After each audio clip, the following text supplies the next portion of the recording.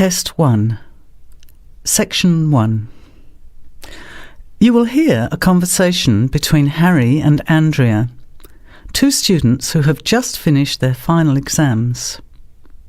First, you have some time to look at questions 1 to 5.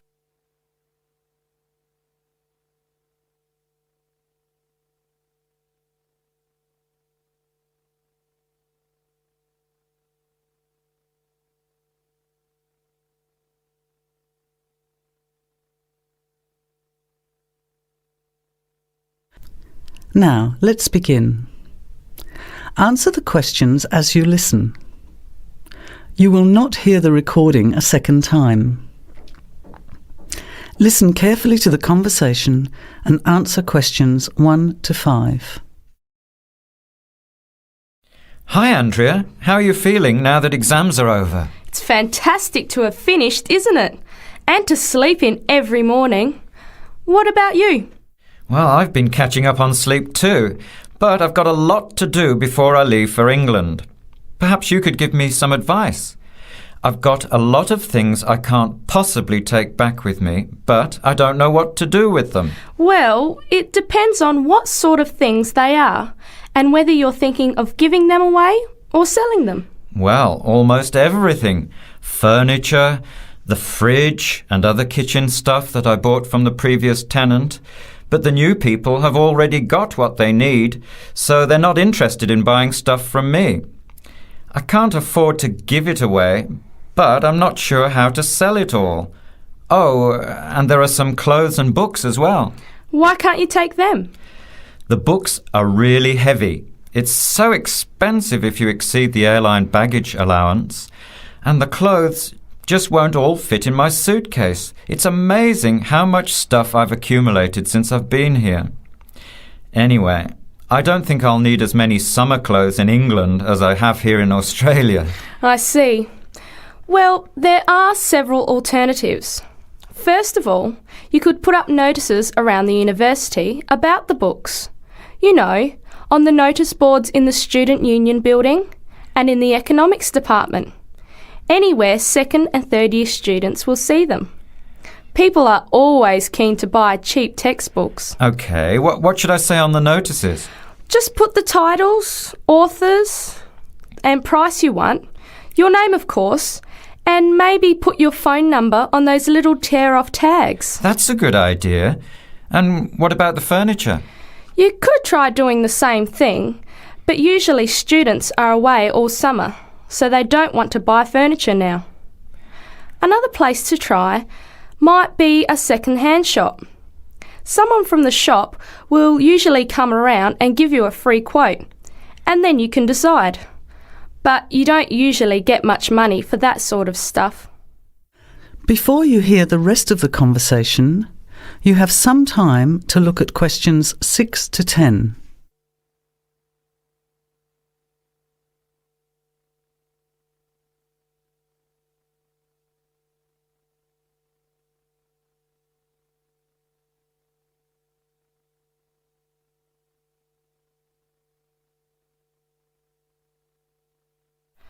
Another alternative is to put an advertisement in the Trading Post.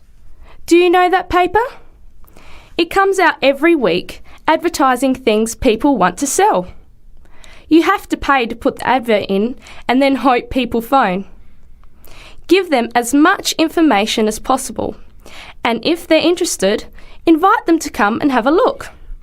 The hard part is agreeing on a price. No, I haven't seen the Trading Post. But I should have a look at it, and I could advertise the fridge, the microwave and the furniture. But the kitchen stuff isn't really that good. You know, old cutlery, a few pots and pans and some plates and things. What shall I do with them? Well, another option is to donate the kitchen things to a charity shop. You know, like the Salvation Army or St. Vincent de Paul. Why don't you get a second-hand shop to give you a quote first? Yes, I could do that. Find out how much they'll give me and then decide whether to sell them or give them away.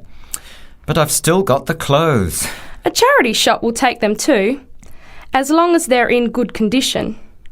And even though you don't get any money At least you know that someone who really deserves some help has benefited. That's a good point.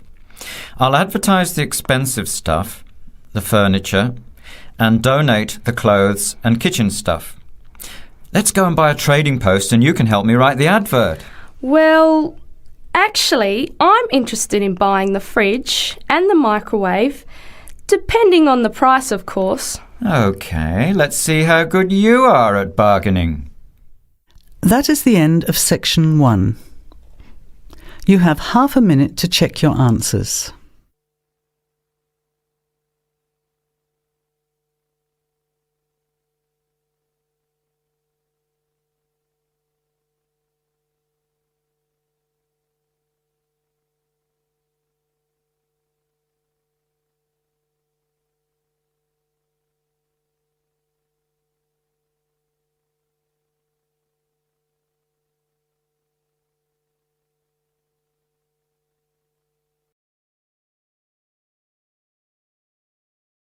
Now, turn to section 2. Section 2. You will hear a phone conversation giving information about a health and fitness centre. Before you hear the talk, you have some time to look at questions 11 to 16.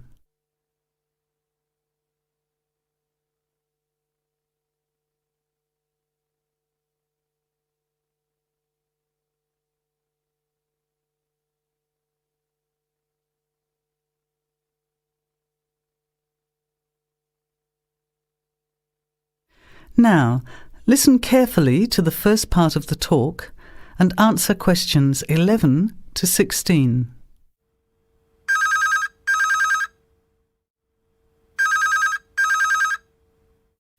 Hello? Hello, is that Ms. Heidi Jones? Yes? Good morning, Ms. Jones.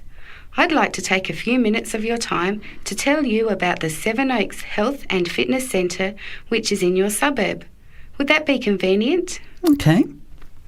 Well, the centre's not far from you. It's on the corner of Marion Street and Giles Street and has a large car park. It's open every day of the week, opening on weekdays at 6 a.m. and at 9 a.m. at the weekend. It closes at 9:30 p.m. Monday to Friday and on Saturday at 4 p.m. and Sunday at 2 p.m. We also have childcare Monday to Saturday from 9 in the morning until midday for a small extra charge, so you can leave your children in safe hands while you attend one of our classes, or perhaps have a swim, or if you just want to relax in the spa and sauna or steam room.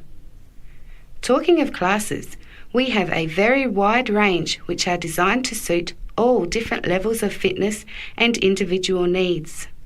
I mentioned the pool just now. Well, in addition to swimming laps or just relaxing, we also offer aqua aerobic classes, which are 45-minute classes that use the therapeutic effects of water. This provides a very safe and effective exercise and is suitable for all fitness levels, as well as being a lot of fun. Many people who haven't been exercising for a while start in the aqua classes, as do people who need to take care after hospital surgery, for example. These classes are very popular and are scheduled every weekday, Monday to Friday, and on Saturday afternoon and Sunday morning. Another very popular activity in the pool area is learning to swim, and these swimming classes are held at 4 p.m. every weekday and in the mornings at the weekend. By the way, they're open to both adults and children of any age. Before the talk continues, you have some time to look at questions 17 to 20.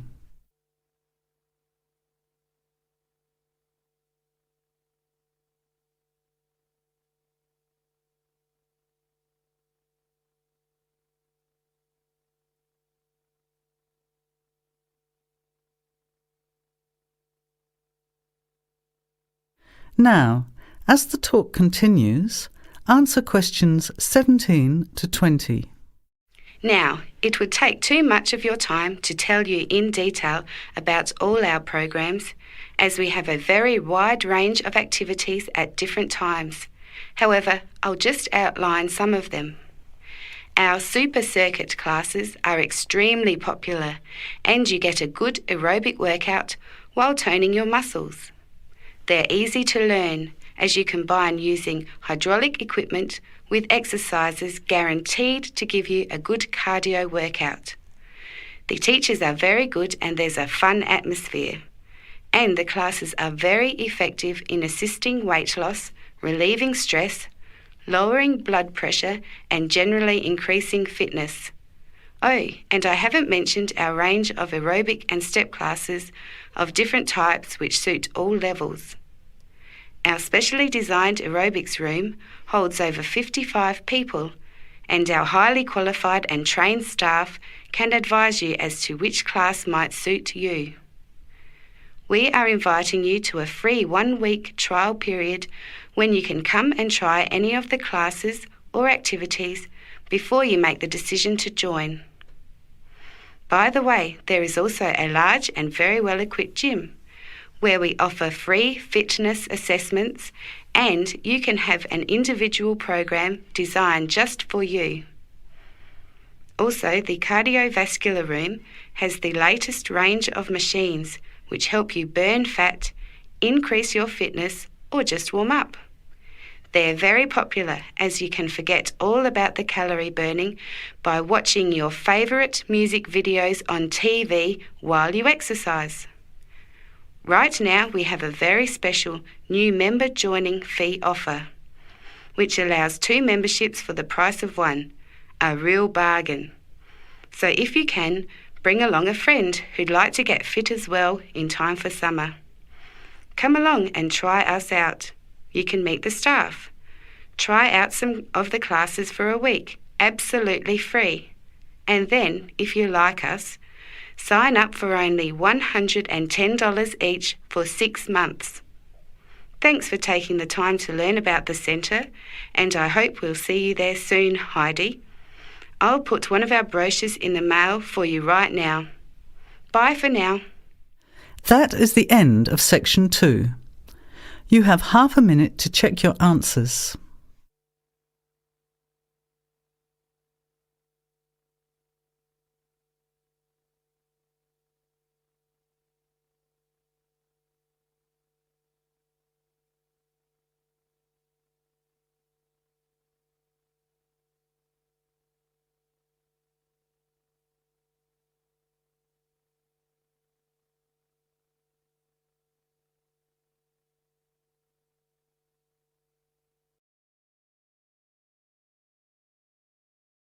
Now, turn to section 3.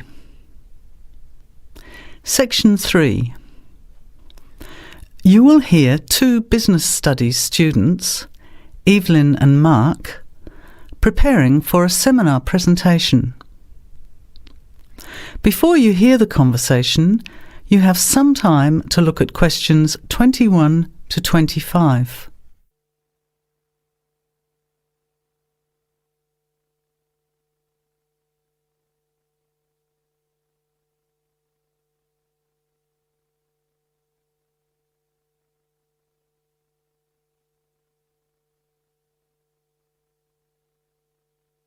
Well, I think the marketing of food would be a good topic.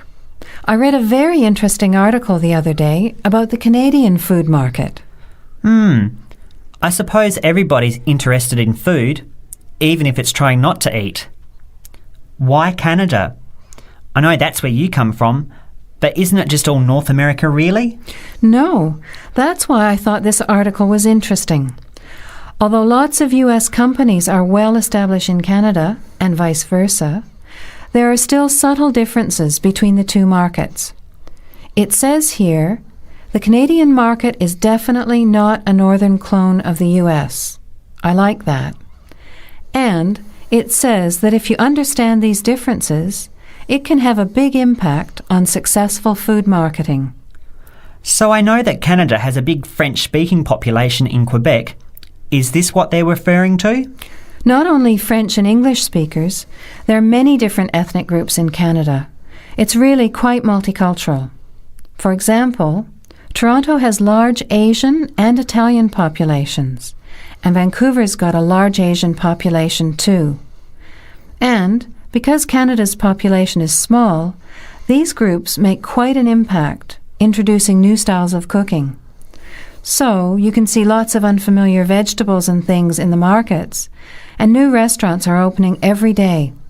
It's great if you love trying out new foods, as many people do. Which kinds of food are becoming popular? Well, some Asian food, I'd say, has been popular for quite a while, like Chinese. But now, Southeast Asian restaurants are becoming very fashionable. Then there's Mediterranean, of course, such as Greek, Italian, and so on. But Caribbean and Mexican food is really taking off among young people these days. So are the supermarkets starting to stock the ingredients that are needed to prepare these foods at home? You know, all those unusual condiments and sauces. Yes, that's right. It's quite interesting going to the supermarket, isn't it? And noticing how they're introducing sections for foods of different nationalities. You can buy quite exotic products locally these days. The article mentioned that 80% of the Canadian retail market is controlled by 8 major national supermarket chains, so that when they introduce changes, they can happen quite rapidly. OK. Well, how are we going to organise this seminar then? I made some notes on the trends in the Canadian market, about changing tastes, and also patterns for where food is consumed. I thought maybe we could summarize it into a chart or table, and maybe use the overhead projector to present it. Good idea. Maybe I could have a look for similar trends and tastes in Australia and the UK for comparison. Let's have a look at what you found. Before the conversation continues, you have some time to look at questions 26 to 30.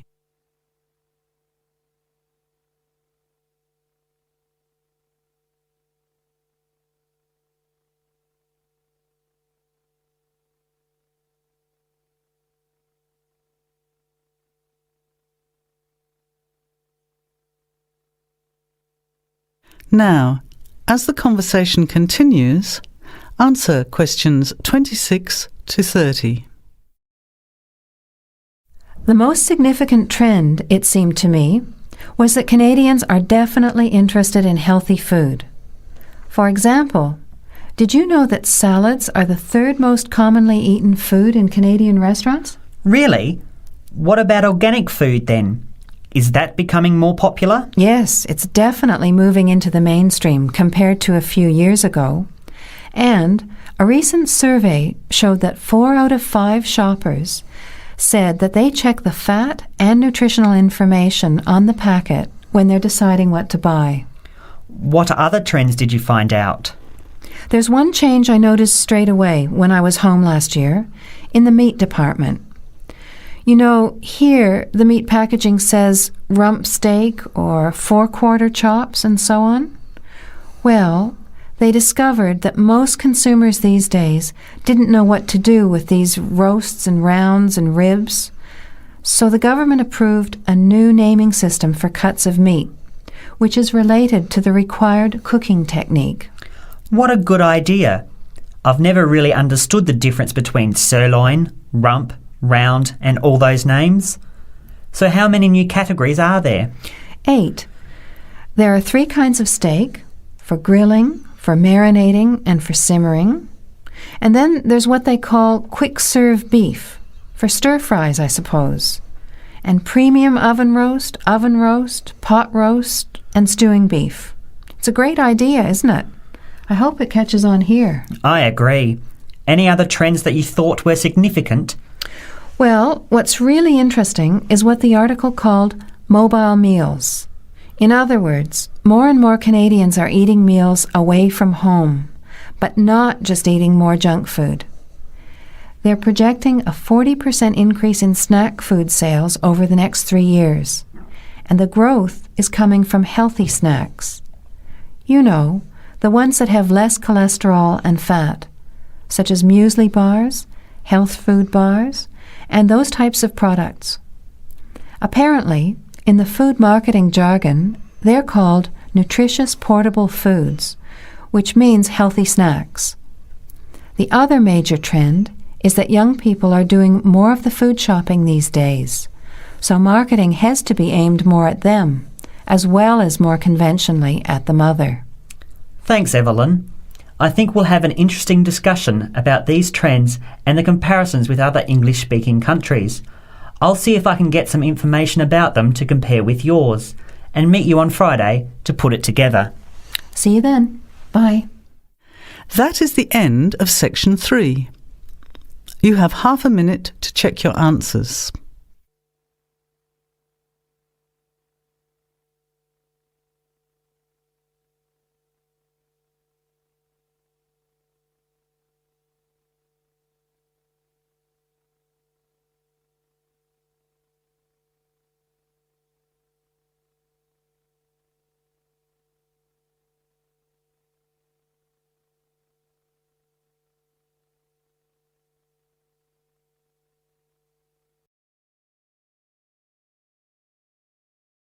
Now, turn to section 4. Section 4. You will hear a talk given by Dr. Miranda James. First, you have some time to look at questions 31 to 40.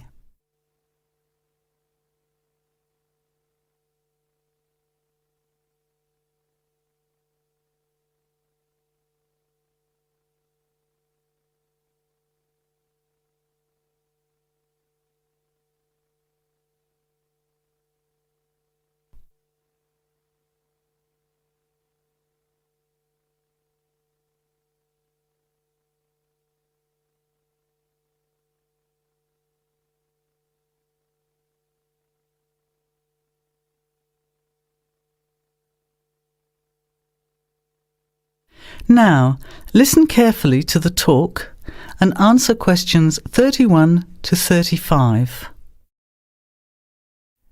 Good afternoon, everybody, and welcome to the first in a series of talks we have arranged for the Overseas Students Association this semester.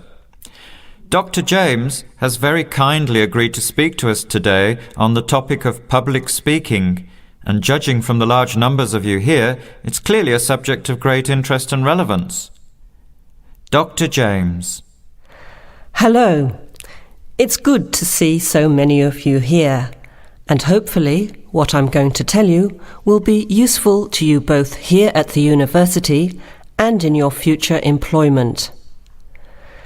Many people avoid speaking publicly, by which I mean in front of, say, 10 or more people.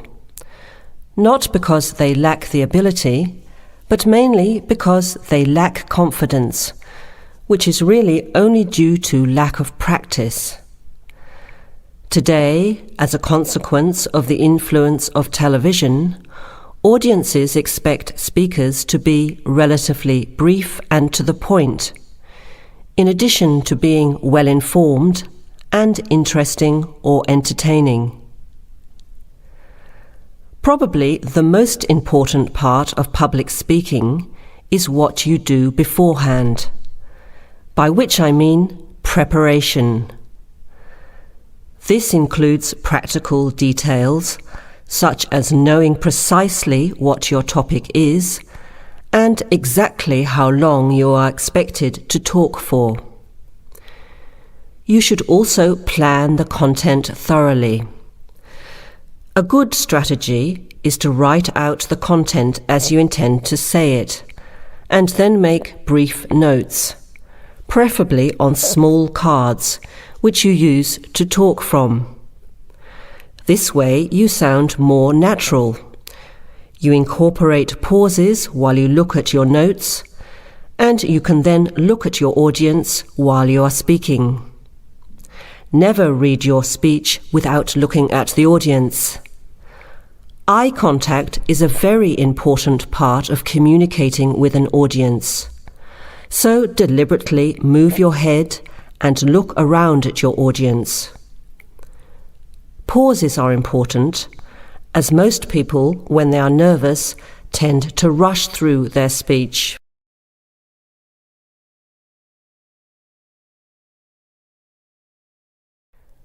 Practice speaking slowly. This gives you more time to pronounce your words correctly.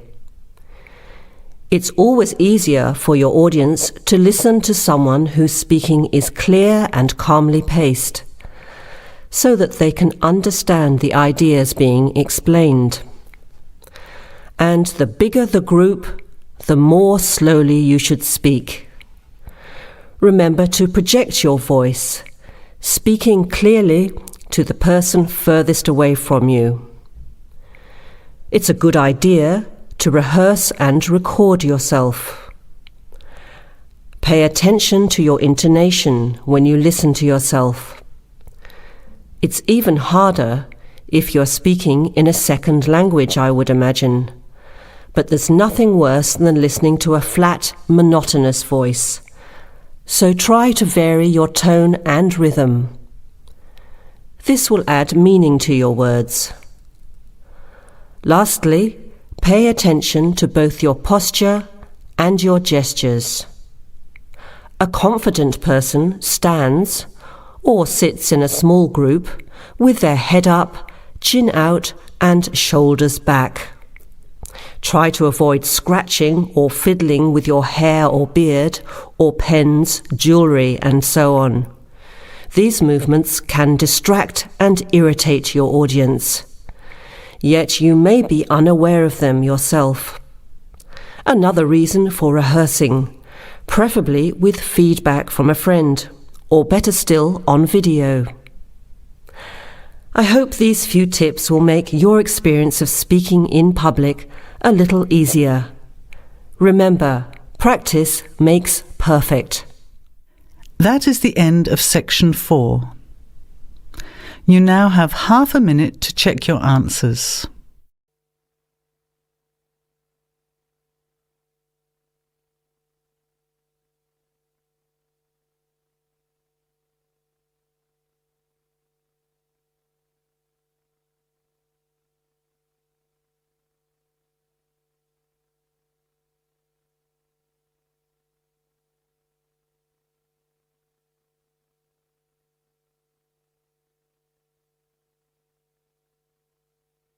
That is the end of the test. Now, check your score, but before you go on to the next listening test, don't forget to look at the section in the book on how to improve your vocabulary and listening skills.